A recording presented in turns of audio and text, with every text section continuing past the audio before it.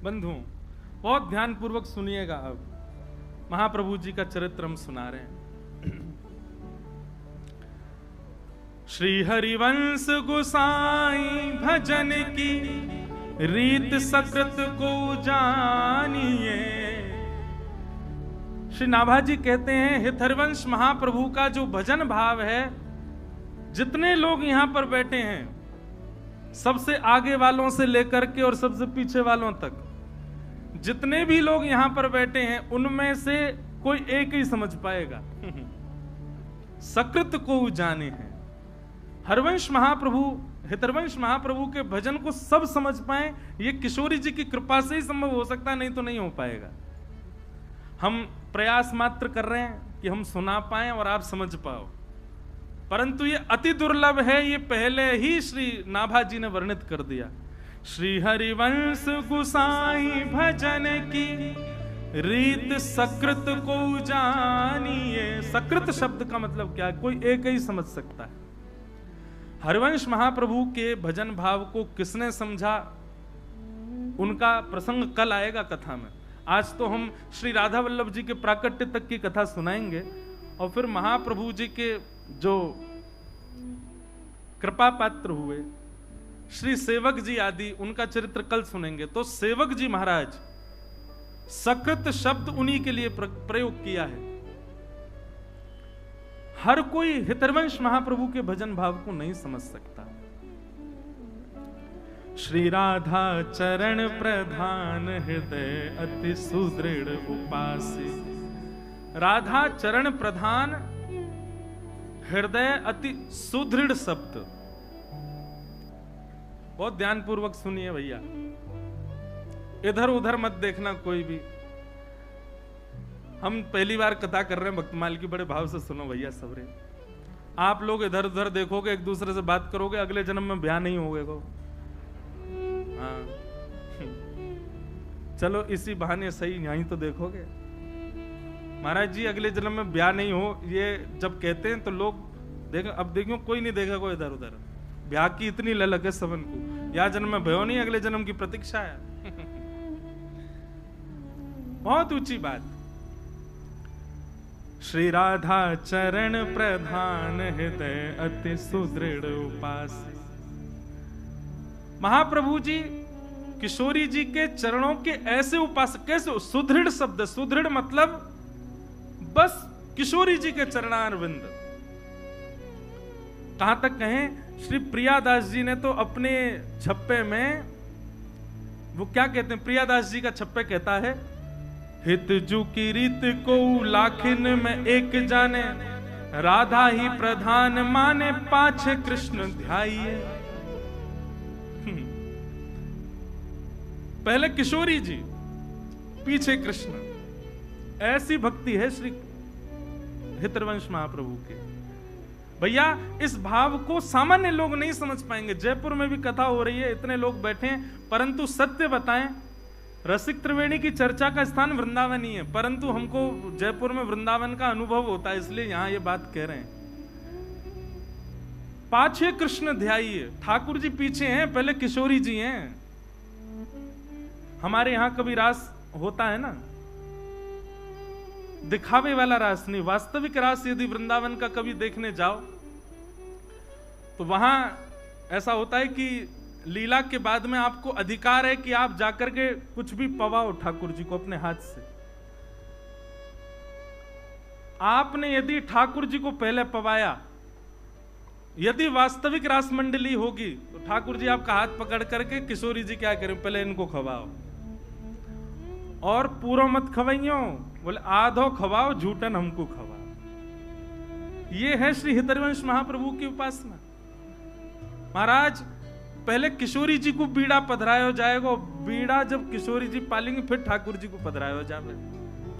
कहां तक कहें, श्री राधा वल्लभ जी आदि जितने भी हमारे हित संप्रदाय के स्थान हैं, वहां पर ठाकुर जी जो पोशाक धारण करें ना, वो भी किशोरी जी के चरणन में पहले छुपाई जाए, प्रसादी है जाए, तब ठाकुर जी धारण करें। ऐसी महाप्रभु जी की उपासना। हित जू की रीति को लाखन में एक जाने। लाखों में कोई एक समझ पाएगा श्री हित महाप्रभु की भक्ति को। राधा ही प्रधान माने पाछे कृष्ण ध्याइए। निपट विकट भाव होत न स्वभाव ऐसो, उन्हीं की कृपा दृष्टि नेक क्यों हूं पाइए। ऐसा भाव किशोरी जी की कृपा से ही हो सकता है, और किसी भाव से आप कितना प्रयास कर लो ये संभव नहीं है। और कुंज केली दंपति तहां की करत खवासी। कुंज निकुंजों में ठाकुर जी की नित्य केली का, अभी महाप्रभु जी का चरित्र सुनाएंगे, फिर सुनिएगा क्या क्या भाव सुंदर महाप्रभु जी के। सर्वस महाप्रसाद प्रसिद्धता के अधिकारी। हितरवंश महाप्रभु का एक ही नियम है, क्या कि महाप्रभु जी ठाकुर जी का ही प्रसाद पाते हैं।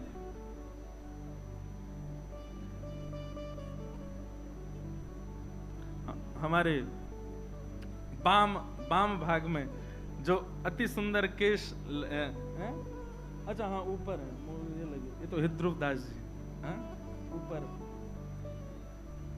श्री हितरवंश महाप्रभु। सर्वस महाप्रसाद प्रसिद्धता के अधिकारी। हितरवंश महाप्रभु का एक सुदृढ़ नियम है, क्या? ठाकुर जी के प्रसाद से इतर कुछ ग्रहण ही नहीं करते।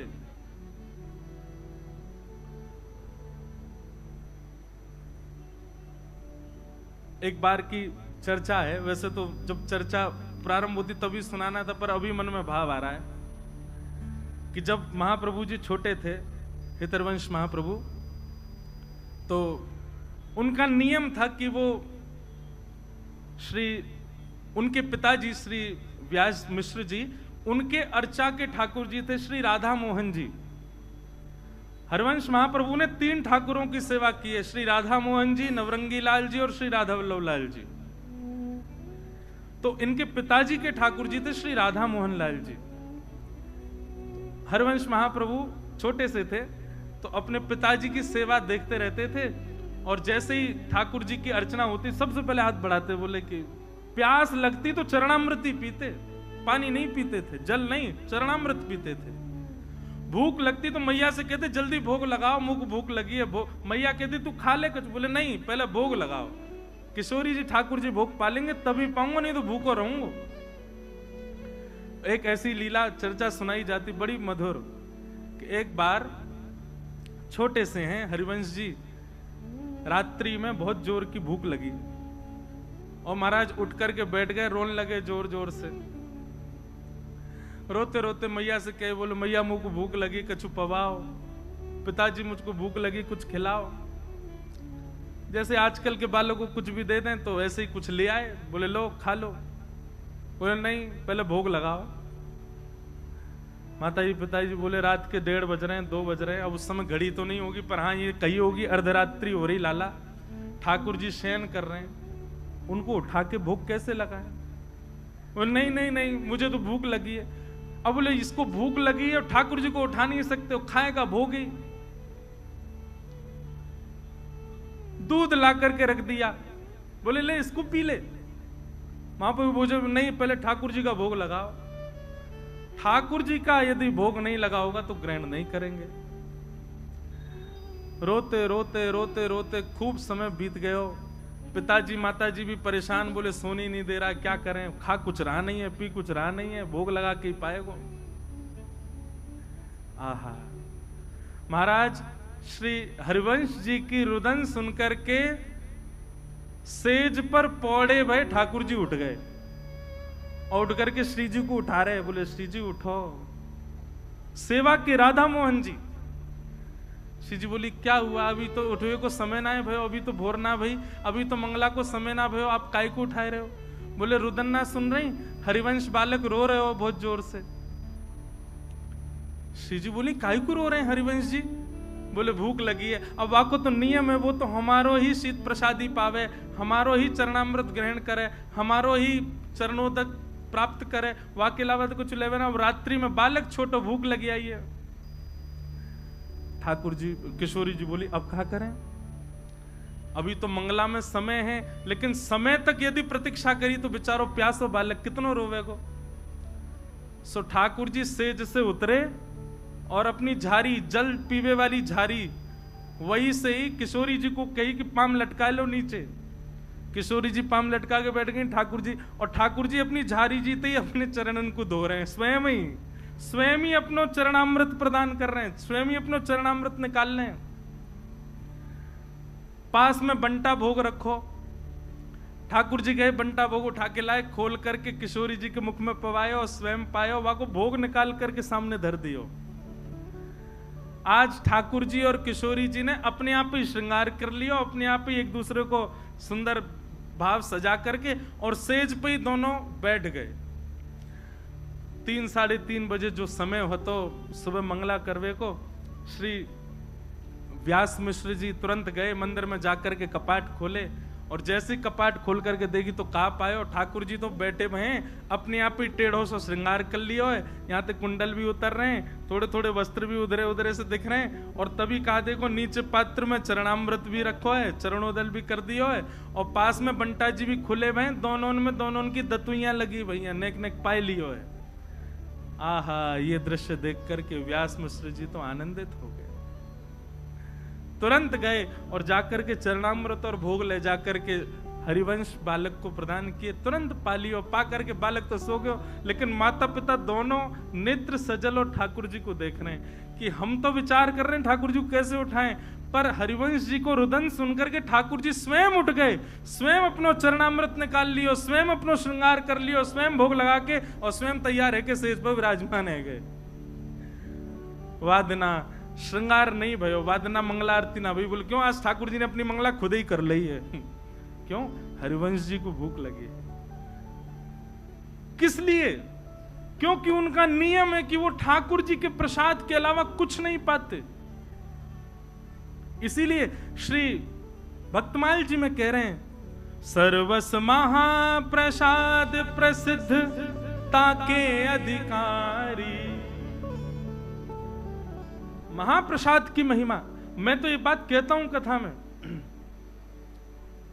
आप एक नियम लोग नियम कौन से धारण करते हैं जिससे उनको पुण्य प्राप्त हो? नियम ऐसे धारण करो जैसे ठाकुर जी प्राप्त हो। नियम ऐसे धारण करो जैसे ठाकुर जी लीला करें। अब वो नियम भी हम बता दें तो फिर नियम का बात, अपने आप ढूंढो, ऐसा कहां नियम करें जैसे ठाकुर जी प्राप्त हो।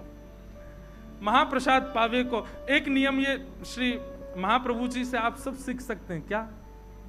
आज के बाद जो ठाकुर जी को अर्पित नहीं है उस वस्तु को लेना ही नहीं है, ग्रहण ही नहीं करना है। चाहे भूखे रहे आएंगे, चाहे प्यासे रहे आएंगे, पर जो ठाकुर जी को भोग ना लगाई गई हो, जो ठाकुर जी को ना पधराई गई हो, ऐसी वस्तु को अस्वीकार करो। ये नियम आप धारण कर लो, श्री महाप्रभु जी से यही सीख लो, उसी की कृपा से ठाकुर जी प्रकट हो जाएंगे।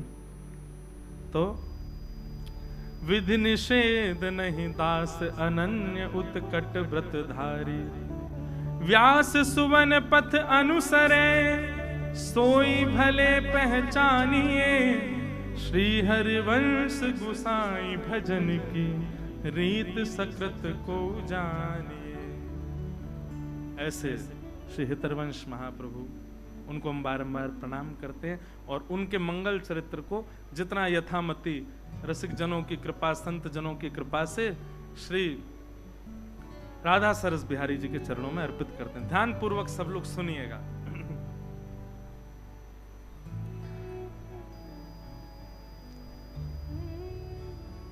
हरिद्वार की ओर जब आप दिल्ली से जाएंगे तो बीच में रुड़की पड़ता है, उससे पूर्व में ही अगर आप एक देहरादून का मार्ग अपनाएंगे तो उसी मार्ग में बीच में एक स्थान पड़ेगा जिसका नाम है देवबंद। क्या नाम है? देवबंद। अब इसका पूर्व नाम तो देवबन ही रहा होगा, बाद में कालांतर में लोगों ने, क्योंकि जहां ऐसे रसिक जन विराजमान रहे हो वहां देवबंद नहीं रह सकते, वो देवबन ही रहा होगा। तो देवबंद में व्यास मिश्र नाम के एक ब्राह्मण रहते थे और उनकी पत्नी का नाम श्रीमती तारा। व्यास मिश्र जी जो थे ये बहुत अच्छे ज्योतिषाचार्य थे और ज्योतिष का ऐसा प्रभाव इन्होंने सब पर डाल रखा था कि महाराज खूब भीड़ लगी रहती थी लोगों की पुछवाने के लिए। एक बार एक बादशाह के यहां गए और बादशाह के यहां जाकर के उसको कुछ इन्होंने भविष्य कथन किया और उसको आशीर्वाद के रूप में 4 श्रीफल प्रदान किए। बादशाह ने जब अपना भविष्य कथन सुना तो बड़ा प्रसन्न हुआ। प्रसाद रूप में 4 श्रीफल मिले तो उसने पूछा ये 4 श्रीफल? तो उन्होंने कहा ये धर्म अर्थ काम मोक्ष। एक श्रीफल आपके धर्म में गति को बढ़ाएगा, दूसरा श्रीफल आपकी कामनाओं की पूर्ति करेगा, तीसरा श्रीफल आपके अर्थ को बढ़ाएगा और अंतिम श्रीफल आपको मोक्ष प्रदान करेगा। उनके प्रस्तुतिकरण से, उनके भाव से बादशाह इतना प्रसन्न हो गया, उसने श्री व्यास मिश्र जी से कहा आप मेरे संगी रहा करो, मेरी योजनाएं बताते रहा करो, मेरे आगे के कुछ ना कुछ भावों को आप संग रह करके मुझे सुदृढ़ करते रहा करो। व्यास मिश्र जी बादशाह के साथ रहते, सुबह जाते शाम तक वहीं रहते, उन्हीं के बताए निर्णयों को बादशाह लेता था। व्यास मिश्र जी के बड़े भाई श्री नृसिंह आश्रम जी महाराज ये सन्यासी थे। एक बार आप वृंदावन जा रहे थे और बीच में ही देवबंद पड़ा, तो जैसे ही आप देवबंद से निकले तो अनेक भक्तजनों ने जाकर के स्वागत सत्कार किया, उनसे कहा कि महाराज आपके छोटे भाई भी यहां रहते हैं, एक रात्रि यहां विश्राम कर लीजिए। बहुत ध्यानपूर्वक सुनिएगा। नृसिंह आश्रम जी बहुत सबके याचना करने पर रुक गए।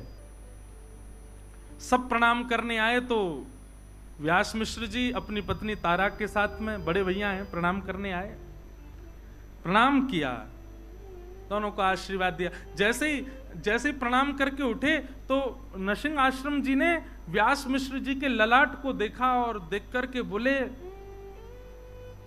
चिंता की रेखाएं दिख रही हैं, बहुत चिंतित लग रहे हो आप, क्या बात है?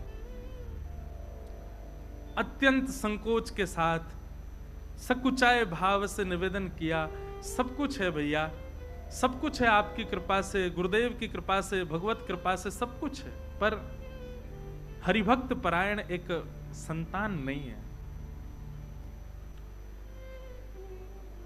नृसिंह आश्रम जी हंसने लगे, बोले तुम पूरी दुनिया का भविष्य बताए फिरते हो, अपना भविष्य नहीं देख पा रहे। और रही बात भाई संतान नहीं है तो इसको भगवत प्रसाद मानो, दोनों ही भजन करो, मत पड़ो उस भाव के पीछे। मैं कथा में एक बात कहा करता हूं, प्रकृति आपको जो सहज रूप से दे दे उसको स्वीकार करो। प्रकृति ने आपके लिए जिस भाव को नहीं रखा उसके पीछे मत भागो, चाहे वो संतान हो, चाहे वो ब्याह हो, चाहे वो कोई भी संबंध क्यों ना हो, संसार की कोई वस्तु क्यों ना हो। आप प्रकृति के पीछे दौड़ करके, भाग करके, दुनिया भर के क्रियाकलाप करके, दुनिया भर के जो है तंत्र मंत्र करके और योजनाएं बना करके अगर किसी वस्तु को पालोगे, प्रसन्न नहीं रह पाओगे। इसलिए प्रकृति जो दे उसको स्वीकार कर। पर यहां पर महाराज जी एक प्रश्न उठता है, ऐसे तो नंद यशोदा के भी लाला नहीं थे, उन्होंने भी तीर्थों में जा जा करके खूब प्रार्थना करी। हमारे नाना जी एक बात कहते थे, अच्छा एक बात बताएं, ये कथा हमारे नाना जी करने वाले थे। लोकेश भैया बता रहे, बोले मैंने नाना जी से कहा था कि आप कथा सुनाओ, तो नाना जी बोले करेंगे करेंगे करेंगे। नाना जी तो भगवत धाम प्रस्थान कर गए, पर वो हमको इसीलिए तैयार करके गए कि हम भक्तमाल सुना दें यहाँ पे, उन्हीं की कृपा प्रसादी। हमारे नाना जी के जिनने दर्शन किए होंगे ना, ये समझ लो कि उनको मतलब उनके बड़ भाग्य ही होंगे कि हमारे नाना जी के दर्शन हुए। ऐसे अद्भुत महापुरुष। वो एक बात बताया करते तो बोले लाला, पुत्र की याचना तो करी है नंद यशोदा ने, पर पुत्र के याचना में पुत्र कैसा चाहिए, वो भावना क्या है? विष्णु आराधनार्थाय। हमको पुत्र इसलिए नहीं चाहिए कि लोग बाग पुत्र की याचना इसलिए करते हैं कि अंतिम समय में वही संस्कार करेगा, यदि पुत्र के हाथों संस्कार ना हो तो ऐसा कहते हैं पुम नामक नरक में जाना पड़ता है। लेकिन महाराज आजकल के पुत्र जैसे हो रहे हैं, ऐसे पुत्रों से संस्कार करके तो निश्चित जाना पड़ेगा।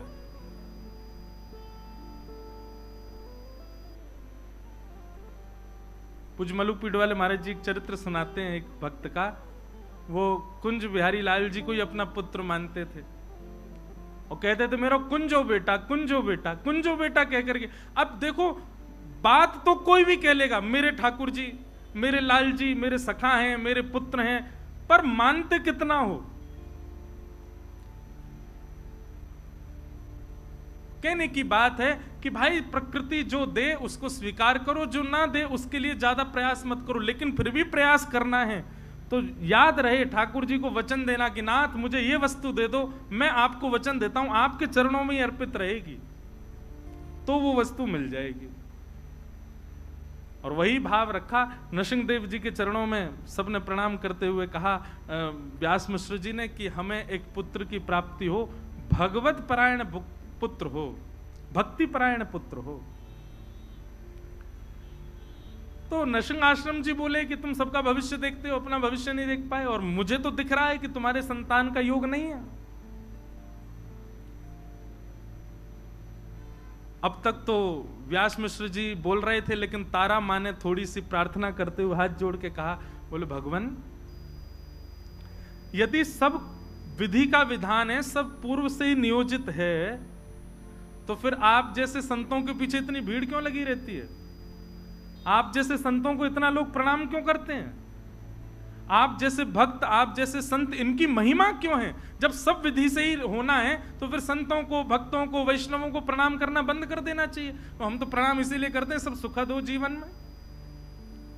और जब सब विधि पर ही आश्रित है तो फिर भक्त, वैष्णव, संतों के चरण रज की क्या महिमा रह गई?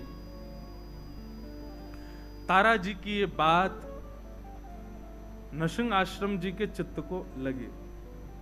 बहुत सावधानी, सब लोग इधर देखो, पीछे वाले भी, सब लोग भाव से कथा सुनो। तारा जी की ये बात नरसिंह आश्रम जी को चित्त में लगी कि भाई प्रश्न भगवान पर उठे तो कोई बात नहीं, पर भक्ति पर उठ गया है, भक्त पर उठ गया है। एकांत में बैठ करके नरसिंह आश्रम जी ने चिंतन किया, ठाकुर जी से प्रार्थना करी, भगवान आप पर प्रश्न नहीं उठाए, वैष्णवों पर प्रश्न उठाए, भक्तों पर प्रश्न उठाए, भक्ति पर प्रश्न उठाए, कुछ कृपा करो। ठाकुर जी प्रसन्न मुद्रा में नरसिंह आश्रम जी के चित्त में आ गए और आकर के अपनी वंशी को ही दिखाने लगे और मानो आज्ञा करने लगे, जाओ अपने भैया से कह दो, छोटे भाई से, निश्चिंत हो जाए।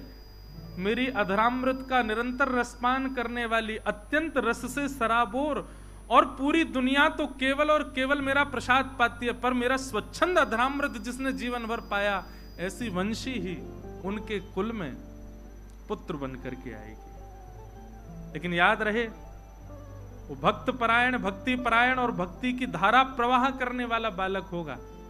कोई वंश परंपरा और कोई अपने वंश वृद्धि या फिर धन वृद्धि आदि इन सब भावनाओं से पुत्र की याचना ना रखे। भक्ति का वर्धन करने वाला पुत्र उनके कुल में होगा, मेरी वंशी ही पुत्र बन करके आएगी, आज्ञा कर दीजिए। नरसिंह आश्रम जी व्यास मिश्र जी के पास गए और हृदय से लगाते हुए कहा, ठाकुर जी ने आज्ञा की है, चिंता मत करो, आपके घर ठाकुर जी की वंशी ही पुत्र रूप धारण करके आएगी, पर भक्ति वर्धन करने वाली यही भावना उसके चित्त में होगी, वो भक्ति का वर्धन करने वाला बालक होगा। कुछ समय बीता और तारा मैया के गर्भ में भक्तराज श्री हरिवंश जी आए। महाराज जी इतना सुंदर वर्णन है चरित्र में कि जैसे वो कहते हैं, जा दिन से हरि गर्व ही आए। हमने कौशल्या मैया के बारे में सुना है, हमने देवकी मैया के बारे में सुना। जब से ठाकुर जी गर्भ में आए तब से मैया को अच्छा अच्छा अनुभव होने लगा, सुंदर सुंदर भाव होने लगा। पर यहां पर कितना सुंदर भाव बताया कि जब से श्री हितरवंश महाप्रभु तारा मैया के गर्भ में पधारे, तब से तारा मैया को वृंदावन की स्मृति होती है। रात्रि में सोते सोते मानो उठ के बैठ जाती हैं, श्री वृंदावन श्री वृंदावन श्री वृंदावन श्री वृंदावन श्री वृंदावन। व्यास मिश्र जी उठ के बैठ जाते, देवी क्या हुआ?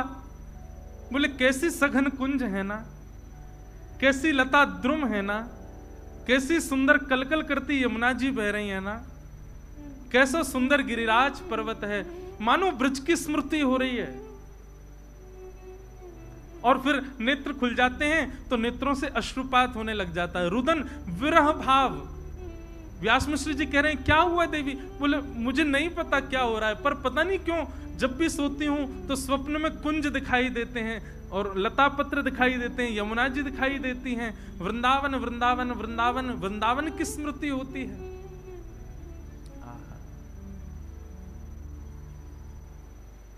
ऐसो श्री वृंदावन। अब तो वो रोज व्यास मिश्र जी से कहती हैं कि आप एक बार हमको वृंदावन ले चलो। व्यास मिश्र जी बोले ठीक है, मैं राजा से बात करूंगा, अवकाश मिलेगा तो चलेंगे। राजा से जाकर के व्यास मिश्र जी ने कहा कि हमको वृंदावन जाना है, आप अवकाश दे दो। तो राजा ने कहा अरे आप क्यों जाएंगे, हमारा आगरा जाने का कोई योजना बन रही है, तो हम जाएंगे, पूरी व्यवस्था के साथ जाएंगे, तो हमारे संगी चल देना। अब राजा की बात वो तो कल पे टालते जाएं, कल चलेंगे कल चलेंगे कल चलेंगे करते करते करते महाराज महीनों बीत गए। और श्री राधा वल्लभ लाल की राजा तो रोज कहें कि भैया आप चलेंगे, पर समय बीतता गया। रोज तारा मैया कहती हैं कि हमको वृंदावन ले चलो, मुझे बहुत विरह होता है, बहुत स्मृति होती है वृंदावन की, बहुत याद आती है, एक बार दर्शन करा लाओ वृंदावन का। जब अंतिम माह चल रहा था, बस अब प्रकट होने ही वाला है बालक, उस स्थिति में मां आ चुकी हैं, तब राजा आकर के कहता है व्यास मुझसे, बोले हमारी आगरा की योजना बन गई है, चलो। वृंदावन भी अपनी योजनाएं बनाकर के सबको बुलाता है, अपने आप कोई नहीं जा सकते। पहले चली जाती अगर तारा मैया, तो फिर महाप्रभु जी का जन्म ब्रज में कैसे होता? 9वां महीना प्रारंभ हुआ और तभी राजा बादशाह ने कहा कि हमारी आगरा जाने की योजना बनी, व्यास मिश्र जी आप तैयारी करो, चलेंगे वृंदावन, आपको छोड़ देंगे, आप दर्शन कर लेना। व्यास मिश्र जी बोले अब तो असंभव है, अब तो बालक आने वाला है। बोले आप चिंता मत करो, रानियों जैसी व्यवस्था करेंगे, पालकी में लेकर के, बिल्कुल कोई दिक्कत नहीं होगी, सखी सहचरियां और सब बढ़िया व्यवस्था करके ले चलें, पलकों पे लेके चलेंगे, आपकी पत्नी को लेके चलो। व्यास मिश्र जी का मन तो थोड़ा कम था, जैसे घर जाके तारा जी से कहा कि बादशाह ने आज कहा है आगरा जाने के लिए, वो तो पीछे ही हाथ पकड़े, बोले नहीं फिर तो चलेंगे। बोले तुम्हारी स्थिति, बोले मैं संभाल लूंगी, पर ले मुझे वृंदावन ले चलो। और बादशाह के उस टोली के साथ में व्यास मिश्र जी और तारा मैया आगरा के मार्ग की ओर प्रस्थान करने लगे। तभी बीच में पड़ा श्री वृंदावन। वृंदावन में प्रवेश किया। बंधुओं, ये उस समय का वृंदावन है जब वृंदावन में ठाकुर जी प्रकट रूप से कहीं विद्यमान नहीं थे। केवल और केवल यमुना जी, व्रज की कुंज लता, ब्रजरज, गोवर्धन नाथ जी, केवल यही हैं, और कोई ज्यादा मंदिर आदि कुछ थे नहीं वृंदावन में। भोर के समय गए, वृंदावन में प्रवेश करते ही रोंगटे खड़े होने लगे, नेत्र सजल होने लगे। ये स्थिति व्यास मिश्र जी ने कभी देखी नहीं तारा मैया की। यमुना जी में जाकर, यमुना जी के पुलिन पर जाकर के बैठी, मानो घंटों तक यमुना जी को निहार रही हैं। लता पत्रों को स्पर्श करती हैं तो मानो ऐसा लगता है इनसे कोई संबंध है। अब ये सब भावना मैया की नहीं है, गर्भ में बैठे बालक की है।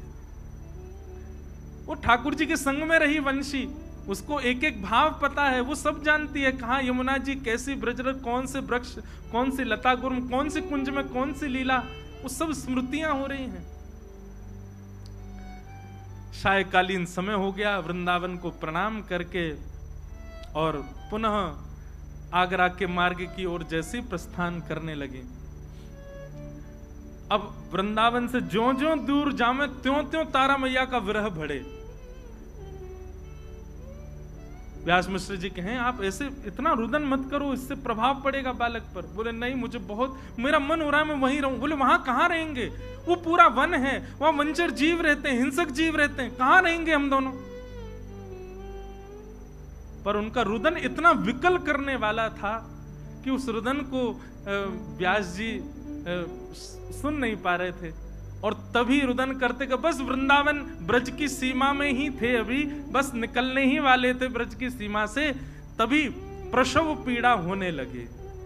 और ऐसी प्रसव पीड़ा हुई कि तुरंत बादशाह को जाकर के व्यास मिश्र जी ने कहा कि महाराज आप आगरा को प्रस्थान करो, हमारी गृहिणी को प्रसव पीड़ा हो रही है, इससे आगे ले जाना उचित नहीं होगा। यहाँ ये गांव जैसा दिखाई दे रहा है, यहाँ कुछ लोग दिख रहे हैं, हम यहीं रुक जाते हैं, क्या पता आगे बन आया और वहां कुछ दिक्कत हुई तो क्या करेंगे। बादशाह ने कहा ठीक है, आप कुछ सेवक भी ले लो और आप यहीं रुक जाओ। और वृंदावन के समीप बाद गांव, बाद ग्राम, वहां ताराजी और व्यास मिश्र जी कुछ सेवकों के साथ रुक गए। गांव के लोगों ने देखा महाराज ब्राह्मण देवता आए, सबने खूब सेवा करी, सब व्यवस्था करी। और वैशाख का महीना, शुक्ल एकादशी का दिन, वैशाख शुक्ल एकादशी, और जैसे ही भोर का समय हुआ है, भोर के सूर्य उदित होने वाले हैं, यहां तो पृथ्वी पर सूर्य उदित हुए हैं और वहां तारा मैया की कोख से हमारे ब्रजमंडल के निधि श्री राधा वल्लभ लाल जी को विराजमान करने वाले परम वैष्णव परम भक्त शिरोमणि श्री हितरवंश महाप्रभु जी का प्रादुर्भाव हुआ। बधाई हो, बधाई हो, बधाई हो, बधाई हो, बधाई हो, बधाई हो। आहा, ऐसे नेक्से से लाला प्रकट भय हैं। हमारे सरस कुंज के आचार्यों ने, मैं आज देखो कितनी ऊंची बात, हमारे सरस कुंज के आचार्यों ने ग्रंथों में आचार्यों की बधाई गाई। मैंने भैया से पूछी, मैंने कि राधा वल्लभ जी की बधाई थी, बोले राधा वल्लभ जी की नहीं, आचार्यों की है। मैंने कहा यही तो कृपा प्रसाद है। और यहाँ अब हम कुछ बधाई गायन करें ने कहा महाप्रभु जी प्रकट में, फिर महाप्रभु जी की लीला सुनकर फिर राधा वल्लभ जी को प्राकट्य हुए को। आहा,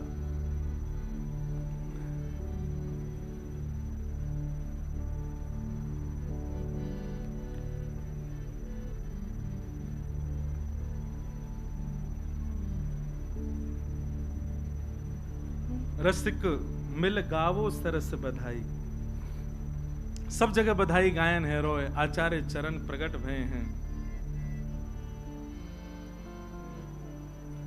रसिक मिल गावो सरस बधाई, रसिक मिल गावो सरस बधाई, रसिक मिल गावो सरस बधाई, रसिक मिल गावो सरस बधाई। श्रीमत हित हरिवंश रसिक वर, श्रीमत हित हरिवंश रसिक वर, श्रीमत हित हरिवंश रसिक वर, श्रीमत हित हरिवंश रसिक वर। हे भूतल प्रगटो भाई, रसिक वर गाओ सरस बधाई, रसिक वर गाओ सरस बधाई, रसिक वर गाओ सरस बधाई, रसिक मिल गाओ सरस बधाई। श्रीमत हित हरिवंश रसिक वर, श्रीमत हित हरिवंश रसिक वर। भूतल प्रकटे भाई, रसिक वर, रसिक वर, रसिक वर गाओ सरस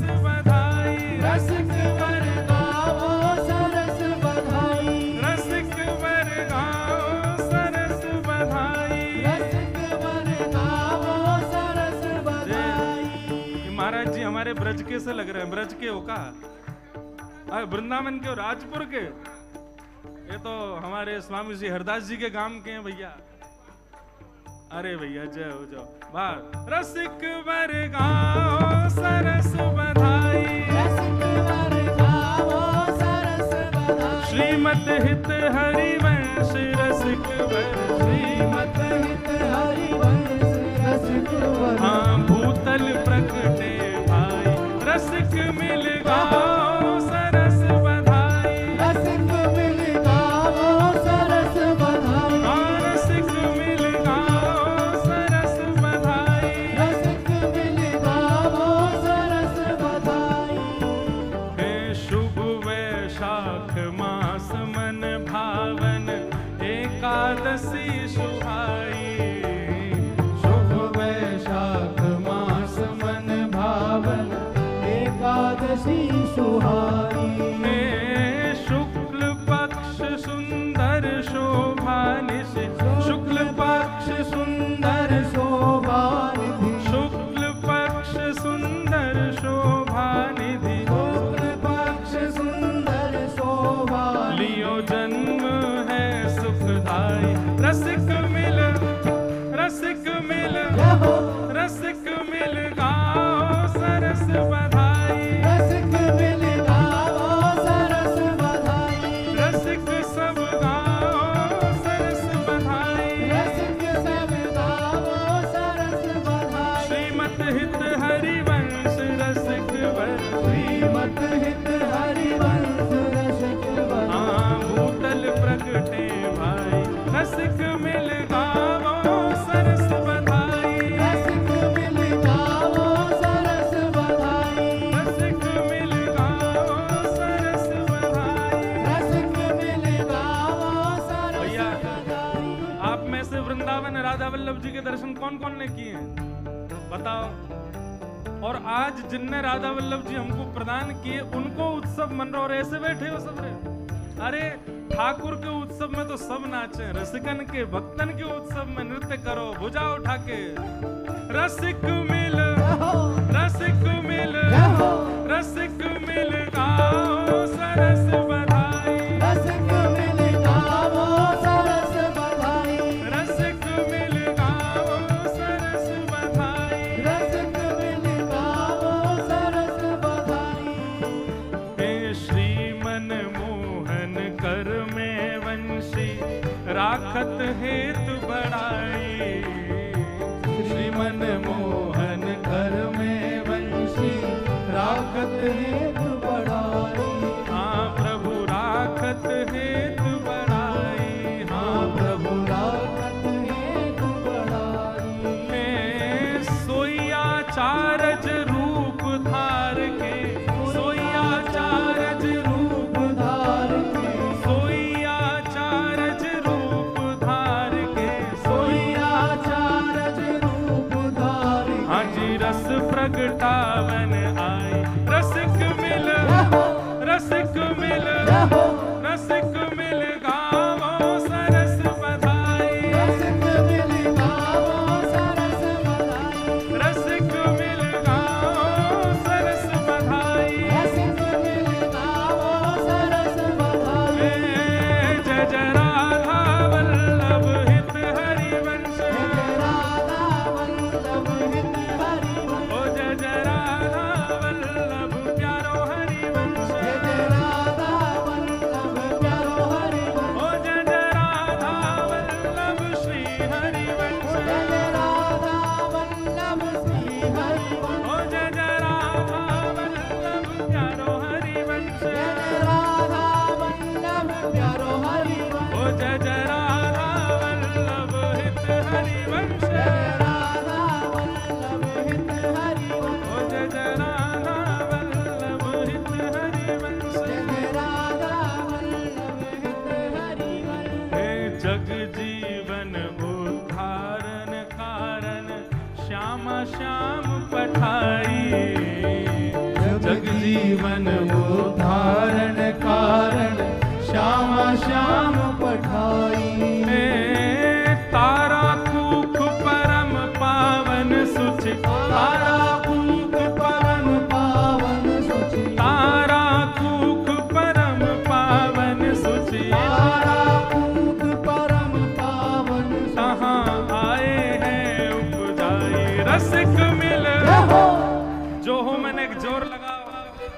श्री गोविंद देव जी को भी पता चले कि आचार्य उत्सव है रो है। रसिक मिल रसिक मिल रसिक मिल गावो सरस बधाई, रसिक मिल गावो सरस बधाई, रसिक मिल गावो सरस बधाई, रसिक मिल गावो सरस बधाई। श्रीमत हित हरिवंश रसिक वर, श्रीमत हित हरिवंश रसिक वर, आज भूतल प्रगटे आई, रसिक मिल गावो सरस बधाई, रसिक मिल गावो सरस बधाई, हे रसिक मिल गावो सरस बधाई। रसिक मिल गावो बोल राधा वल्लभ लाल की।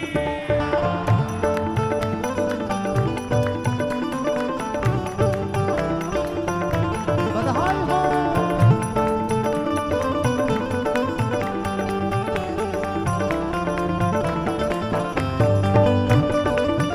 श्री हरिवंश महाप्रभु की।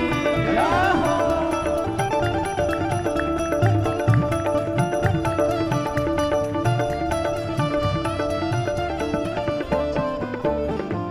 मिश्रा व्यास घर कुल की नारी, हिल मिल के जुर आई। मिश्र व्यास घर कुल की नारी, हिल मिल के जुड़ आई, हे मिश्र व्यास घर कुल की नारी, हिल मिल के जुरी आई। मिश्र व्यास घर कुल की नारी, हिल मिल के जुड़ आई, हे सुभग साथिये द्वार धराए, सुभग साथिये, द्वार धराए, सुभग साथिये द्वार धराए, सुभग साथिये द्वार धराए। और मोतिन चौक पुराए।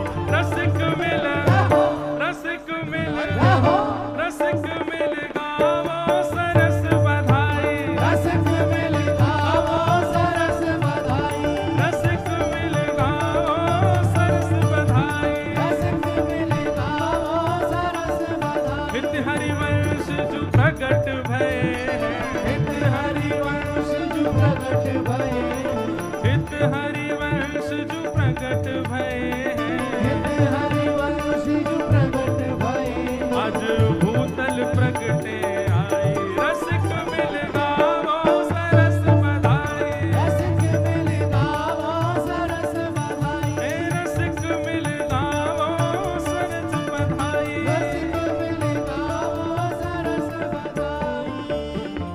ध्वजा पताका तोरण रोप, बंदन माल बधाई। ध्वजा पताका तोरण रोपे, बंदन माल बधाई, गावन लगी सोहिले सजनी, गावन लगी सोहिले, सजनी, गावन लगी सोहिले सजनी, गावन लगी सोहिले सजनी।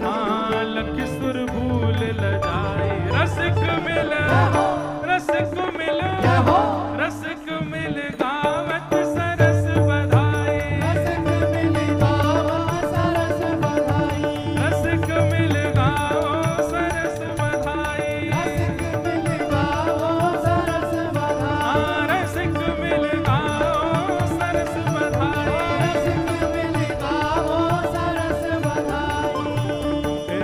नौबत भजन लगी अति लोनी, छम छम मुदत बनाई। नौबत भजन लगी श्री राधा वल्लभ लाल की। सहनाई, नौबत भजन लगी। आज मैं हूँ भिंडला सखी बन गया हूँ। भिंडला सखी पता कौन कौन है? एक ठाकुर जी के समय पे गोबर चुरावे वाली गोपी, वहाँ को नाम हो भिंडला सखी। दाढ़ी वाली भिंडला सखी। और भैया सुनो, अब अकेले ब्यास जी थोड़ी ओढ़ के बैठे, सबरे ओढ़ो, और भाई लोग भी ओढ़ो। जब अब खाते लाओगे मोह ना बताओ, रूमाल ही ओढ़ो। अरे हित सजनी जी प्रगट भई हैं, बधाई हो। बधाई हो बधाई हो बधाई हो बधाई हो बधाई हो नौबत बजन लगी अतिलोनी छुम छुम मदद मनाई नौबत बजन लगी अतिलोनी अद्भुत शहनाई केसर चंदन चहुदिश छिड़के केसर चंदन चहुदिश छिड़के केसर चंदन चहुदिश छिड़के केशर चंदन चहुदिस छिड़के आज महके चहुदिश छाई रसिक मिला रसिक मिला रसिक मिल गाओ सरस बधाई रसिक मिल गाओ सरस बधाई रसिक मिल गाओ सरस बधाई रसिक मिल गाओ सरस बधाई रसिक मिल गाओ सरस बधाई रसिक मिल गाओ सरस बधाई राधा वल्लभ हित हरिवंश राधा वल्लभ हित हरि ओ जय जय राधा वल्लभ प्यारो हरिवंश जय राधा वल्लभ प्यारो हरि ओ जय जय राधा वल्लभ हित हरिवंश जय राधा वल्लभ हित हरि जय जय राधा वल्लभ हित हरिवंश जय राधा वल्लभ हित हरि ओ जय जय राधा वल्लभ हित हरिवंश जय राधा वल्लभ हित हरि एक सब ब्राह्मण देवता एक माइक ले लो वहां पर क्यों जैसे ही महाप्रभु प्रकट भय तो का भयो है विप्रवेद ध्वनि करत हर्ष युत पुष्पांजलि बरसाई विप्रवेद ध्वनि करत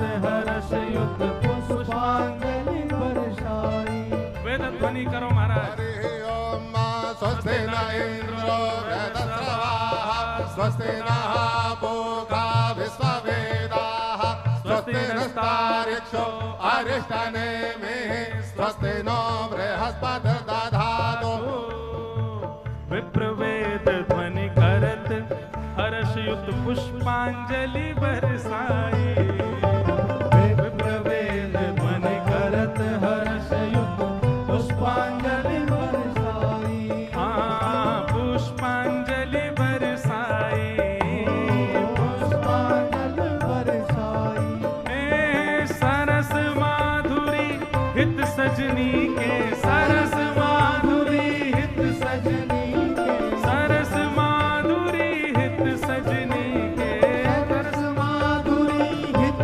सजनी के आज दर्शन कर हर साय सबक मिल रसिक मिल रसिक मिल गावे सरस बधाई मिल गावे सरस बधाई हे रसिक मिल गावो सरस बधाई रसिक मिल गावो सरस बधाई हे हरिवंश रसिक वर प्रगटे हित हरिवंश रसिक श्री हित हरिवंश रसिक वर प्रगटे हित हरिवंश रसिक हाँ भूतल प्रगटे आई रसिक मिल रसिक मिल रसिक मिल गावो सरस बधाई रसिक मिल गावो सरस बधाई रसिक मिल गावो सरस बधाई रसिक मिल गावो सरस बधाई जय जय श्यामा जय जय श्याम जय जय जय श्री वृंदावन धाम जय श्री वृंदावन धाम जय जय श्यामा जय जय श्याम